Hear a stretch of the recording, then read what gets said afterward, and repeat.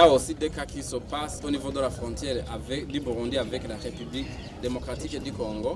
Et là, nous pouvons illustrer par 3 cas. Le premier concerne la saisie de 20 sacs d'engrais chimiques, dont 12 de l'engrais produit par la société FOMI appelée Imbura, 6 sacs de l'engrais appelé urée et 2 sacs de l'engrais appelé DAP. Et les 20 sacs ont été saisis à la barrière de Nyamitanga, dans la commune de Buganda, en province de Chibitoke, entre les mains des fraudeurs Zeimana Amisi, mais le vrai propriétaire était Moussavimana Ismail. Et les faits ont eu lieu en date du 20 octobre 2023 vers 16h30.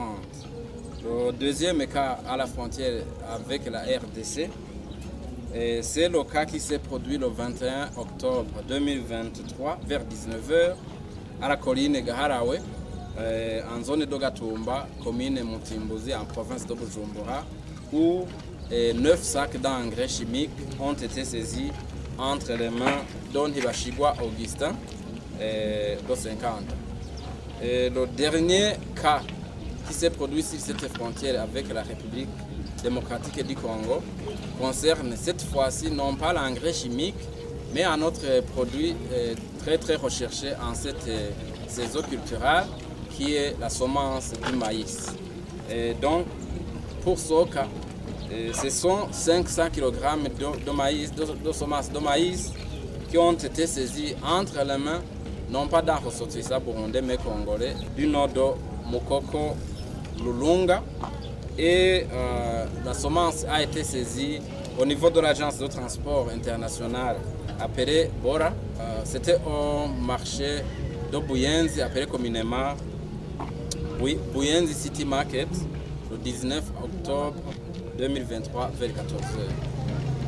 Voilà, ce sont les cas illustratifs de cette fraude qui est en train de se dérouler pour l'engrais et le maïs, des produits qui sont très recherchés actuellement pendant cette saison culturelle.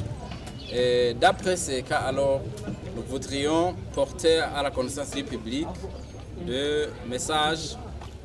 Le premier, c'est de constater que les mesures, les conseils qui ont été donnés par les deux ministres pendant la dernière réunion des acteurs impliqués dans la lutte contre la fraude ont été bien suivis. Et en illustre ces cas de saisie de cette fraude et d'arrestation des auteurs qu'on vient de vous présenter ici.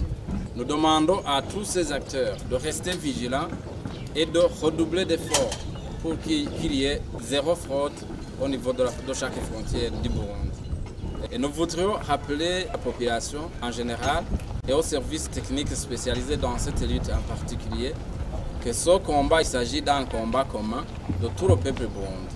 Nous en appelons donc à tout le monde de redoubler d'efforts et d'être encore plus vigilants pour qu'il y ait zéro fraude au niveau de chacune des frontières du Burundi.